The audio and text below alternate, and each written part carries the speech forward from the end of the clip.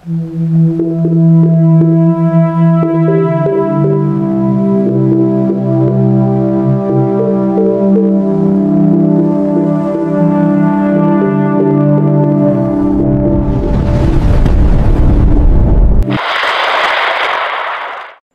araw po sa inyong lahat. Narito na po ang pinakahuling update sa lagay ng panahon ngayong Sabado, ika-30 ng Agosto taong 2025. Sa kasalukuyan, ang binabantayan nating bagyong Jacinto ay nakalabas na ng ating Philippine Area of Responsibility. Huling namata nito sa layong 775 kilometro kanluran ng Northern Luzon at lalo pang lumakas bilang isang ganap na tropical storm.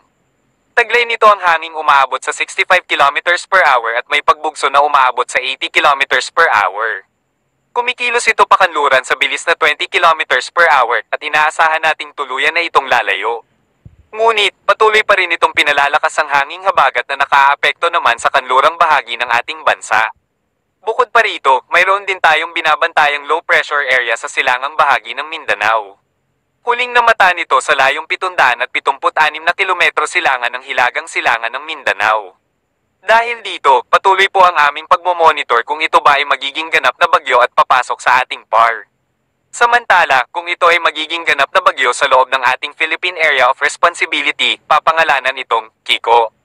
Kaya, maging alerto po sa mga biglaang buhos ng pag-ulan lalo't kaliwat kanan po ang weather system na nakaaapekto sa ating bansa.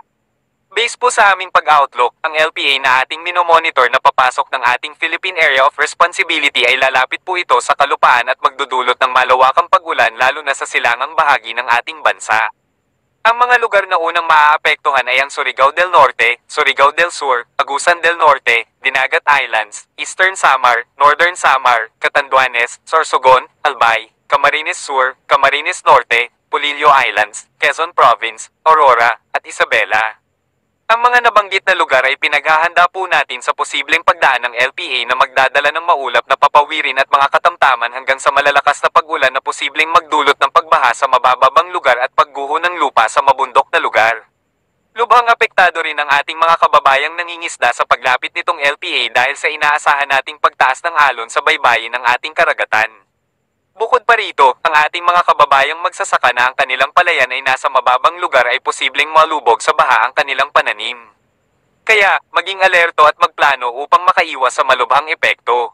Base nga sa bagong ilabas na Tropical Cyclone Threat Potential ng Pag-asa, pagsapit ng ika-29 ng Agosto hanggang ika-4 ng Setyembre, habang papalayo ang bagyong Jacinto, may bagong LPA na mabubuo sa silangang bahagi ng ating bansa na kasalukuyan na nating minomonitor sa silangang bahagi ng Mindanao.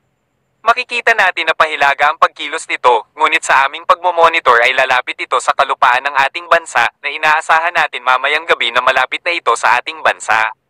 Ito ay magdudulot ng malawakang pag-ulan kaya maging alerto tayong lahat. Sa pagsapit naman ng ika-5 ng Setyembre hanggang ika-11 ng Setyembre, may panibagong senaryo na may mabubuo sa extreme northern Luzon.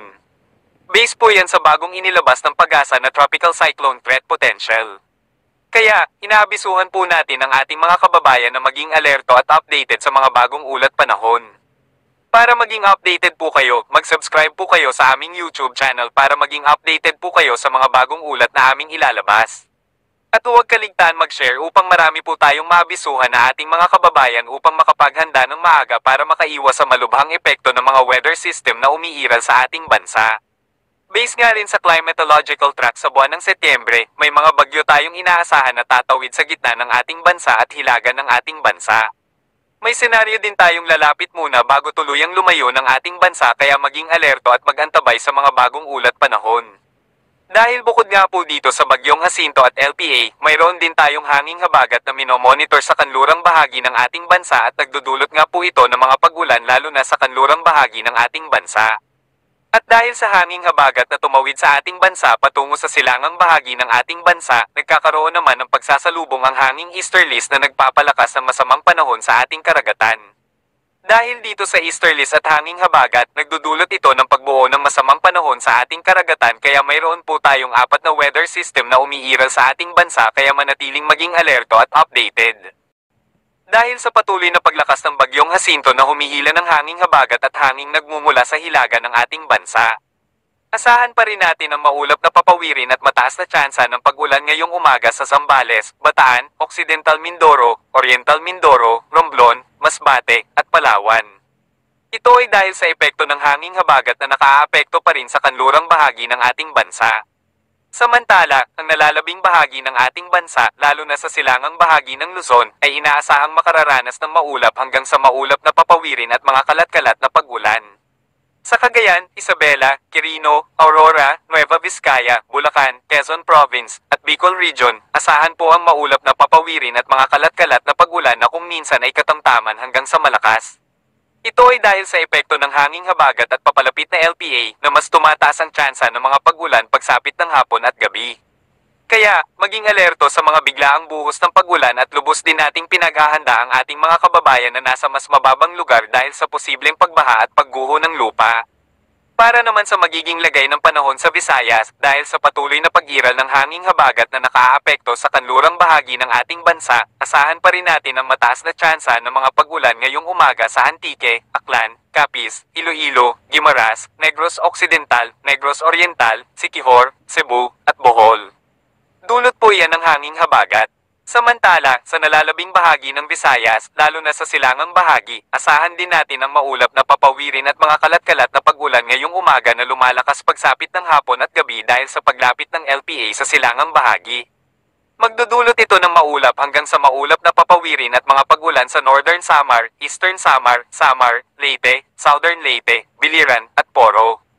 Kaya po maging alerto po dahil mamayang gabi ay inaasahan na pong nasa silangang bahagi ito ng Visayas na magdudulot ng mga pag-ulan na posibleng magdulot ng pagbaha at pagguho ng lupa. Samantala, para naman sa magiging lagay ng panahon sa Mindanao dahil sa epekto ng hanging habagat sa kanlurang bahagi ng ating bansa, inaasahan pa rin natin ang mataas na tsansa ng mga pag-ulan sa Tawi-Tawi, Sulu, Basilan, Zamboanga del Sur, Zamboanga del Norte, Misamis Occidental, Lanao del Norte, Misamis Oriental, at Bukidnon. Dahil po yan sa epekto ng hanging habagat na inaasahan natin ngayong umaga ang maulap na papawirin at mga pag-ulan sa nasabing lalawigan. Samantala, sa area ng Maguindanao, Sultan Kudarat, South Cotabato, at Cotabato, inaasahan natin na bahagyang makararanas ng pagsilip ng araw ngayong umaga ngunit mataas pa rin ang tsansa ng mga pag-ulan lalo na pagsapit ng hapon at gabi dulot ng hanging habagat at LPA. Samantala, sa nalalabing bahagi ng Mindanao, lalo na sa silangang bahagi, asahan ang maulang panahon sa Dinagat Islands, Surigao del Norte, Surigao del Sur, Agusan del Norte, at Agusan del Sur. Inaasahan natin na makararanas ng pag-ulan ng nasabing lugar dahil sa paglapit ng LPA sa silangang bahagi ng Mindanao at Visayas. Samantala, sa area ng Davao, Davao Oriental, Compostela Valley, Davao del Sur, at Davao Occidental, inaasahan natin ang maulap na papawirin at mga kalat-kalat na pag-ulan na kung minsan ay katamtaman hanggang sa malalakas. Kaya maging alerto po sa biglaang buhos ng pag-ulan na posibleng magdulot ng pagbaha sa mababang lugar at pagguho ng lupa sa mabundok na lugar. Para naman sa lagay ng ating karagatan, sa kasalukuyan ay wala pa rin tayong nakataas na gale warning sa kahit anong baybayin ng ating bansa ngunit iba yung pag-iingat pa rin po sa mga nais pumalaot dahil sa inaasahan natin ang magiging maalon pa rin sa kanlurang bahagi ng Palawan dahil sa pag-iral ng hanging habagat. Samantala, inaasahan din natin ang bahagyang pagtaas ng alon sa silangang bahagi ng bansa sa pagdaan ng LPA kaya pinaghahanda po natin ang ating mga kababayang mangingisda sa mga posibleng bahagyang pagtaas ng alon na lubhang mapanganib sa mga kababayan natin na may maliliit na sasakyang pandagat. At iyan nga po ang pinaka-lates natin na update sa magiging lagay ng ating panahon sa ating bansa. Maraming salamat at ingat po mga kababayan. God bless us all.